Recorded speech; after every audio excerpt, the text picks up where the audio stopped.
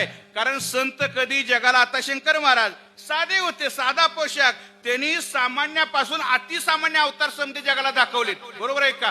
समध्या प्रकारच्या वेशामध्ये समध्या जगाला त्यांनी दाखवलेले, म्हणजे सामान्य बी अवतार त्यांनी घेतले, सामान्य रूपामध्ये जगाला दर्शन दिलं आणि असामान्य रूपामध्ये, देवाच्या रूपामध्ये त्यांनी दर्शन जगाला दिलेले. म्हणून आज त्यांची जर सेवा करायची असेल, त्यांनी जो त्यांच्या जीवनामध्ये उपदेश समाजासाठी दिलेला आहे, कारण काय, संतांचं बोलणं, सहज बोलणे हित उपदेश, त्यांचं सहज बोलणं असतं, पण तोच आपल्यासाठी हिताचा उपदेश असतो. आपलं सहज बोलणं असतं, पण दुसऱ्याच्या घरात काडी लागते, बरोबर आहे का? संतांमध्ये ना आपल्यात तोच फरक आहे.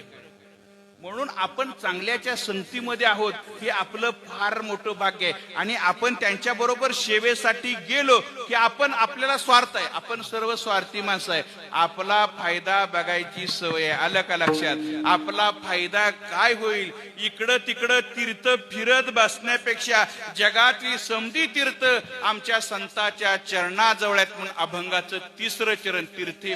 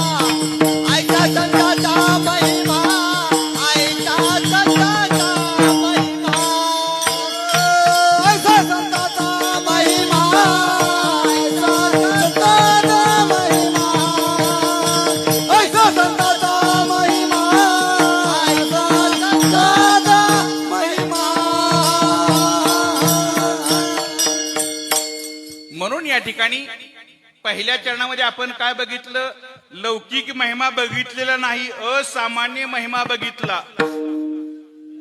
असामान्य महिमा तुम्हाला मिळावा वाटत असेल तर सेवेसाठी परत शेवटच्या चरणामध्ये यायचं. तुका म्हणे देवा त्यांची केली. माशाळ महाराज म्हणणार, पहिल्यांदा वर जाताय, दुसऱ्या जाताय. माशाळ महाराज कसं असतं माहितीये का, आपल्याकडे पिकं असतात बघा, ज्वारीच्या पिकात महत्वाचा भाग कुठला, वरचा भाग आहे, बरोबर आहे. ज्वारीचं पीक म्हणलं की वरचं कणीस महत्वाचं आहे. भुईमुगाचं पीक म्हणलं की कुठला भाग महत्वाचा आहे, खालचा, जमिनीच्या खालचा, जमिनीतला भाग महत्वाचा आहे, बरोबर आहे का?